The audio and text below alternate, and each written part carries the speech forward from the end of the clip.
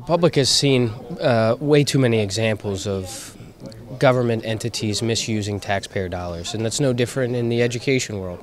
We've seen indictments in Beaver County for misuse of taxpayer dollars. We've seen indictments in Harrisburg.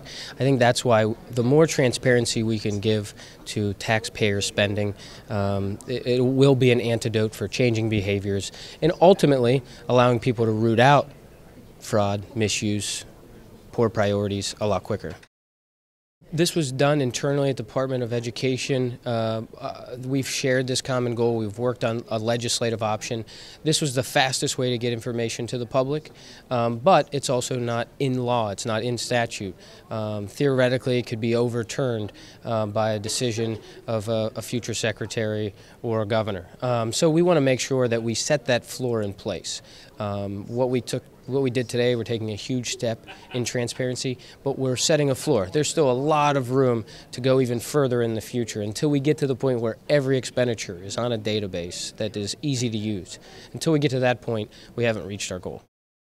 Education spending and education investment is one of the most emotional debates that we have up here in every single year, and it's been obviously ratcheted up the last couple years about federal stimulus and losing dollars. So whenever we have those debates, whenever we're talking about raising taxes and investing more, if we don't have the necessary data to look at current spending and evaluate current spending, then we really aren't making responsible decisions going forward. We're raising taxes arbitrarily, or we're cutting programs that should be an increased investment. We don't have the necessary data. And so websites like this and the way you can compare school districts will help up here at budget time, but it'll also help parents that live in Pennsylvania, parents that are looking to relocate here, to be able to see where a school district prioritizes their dollars, or if they have a kid, a child with special needs, who's making those investments.